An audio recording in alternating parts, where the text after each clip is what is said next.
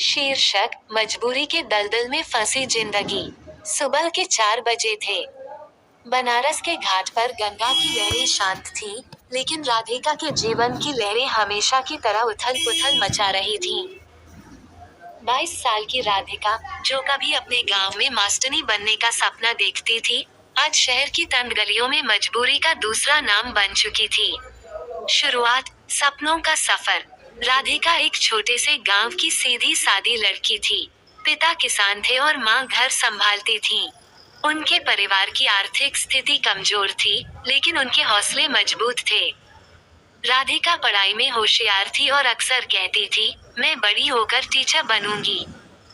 गांव वालों को यकीन था कि ये लड़की अपनी मेहनत से अपने परिवार का भविष्य बदल देगी। मजबूरी का आगाज। 12वीं की पढ़ाई पूरी करने के बाद राधिका के पिता की तबीयत अचानक खराब रहने लगी। खेत पर काम बंद हो गया और घर की हालत और बिगड़ गई। इलाज के लिए पैसे जुटाने के लिए मां ने गहने बेचे, लेकिन वह काफी नहीं था। एक दिन गांव का ही एक आदमी, सुरेश, जो शहर में बड़ा आदमी बन चुका था, मदद का वादा लेकर आया। उसने कहा, राधिका को शहर भेज दो, मैं नौकरी दिलवा दूंगा। राधिका के पिता को लगा, यह उनकी बेटी के भविष्य का सुनहरा मौका है। उन्हें क्या पता था कि वो बेटी को जिस भविष्य के लिए भेज रहे हैं, वो उसे अंधेरे की गहराई में धकेल देगा।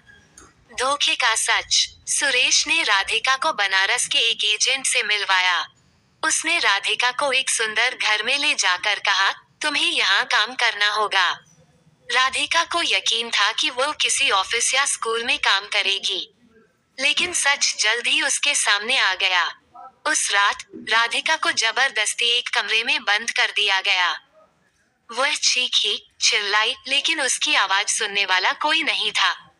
अगले दिन उसे सजा की धमकी दी गई और फिर वह दलदल में धकेल दी गई। जीवन की कड़वी सच्चाई। धीरे धीरे राधिका को समझ आ गया कि उसकी जिंदगी अब उसकी नहीं रही।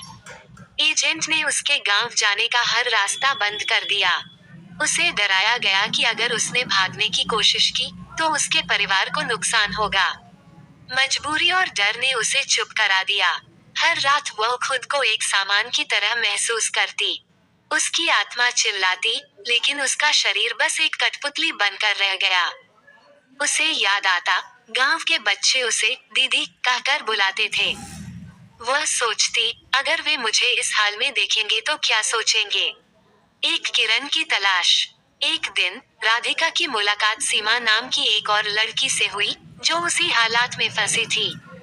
सीमा ने कहा, हम यहाँ से भाग सकते हैं, लेकिन हिम्मत चाहिए। राधिका को पहली बार लगा कि वह कुछ कर सकती है। उन्होंने अपने बचाव के लिए योजना बनाई। मौका देखकर दोनों ने पुलिस से संपर्क किया। पुलिस ने छापा मारा और वहां से कई लड़कियों को छुड़ाया। नई शुरुआत। आज राधिका एक एनजीओ के साथ काम करती है, जो तस्करी और वेश्यावृत्ति के खिलाफ लड़ाई लड़ता है। उसने अपने दर्द को अपनी ताकत बना लिया है। वह अब और लड़कियों को बचाने में मदद करती है, ताकि कोई और लड़की उसकी तरह मजबूरी के दलदल में न फंसे। निष्कर्ष। राधिका की कहानी एक कड़वी सच्चाई को उजागर करती है। गरीबी, लालच और धोखे के जाल में फंसने वाली कई लड़कियां अपने सपनों और आत्मसम्मान को खो देती हैं।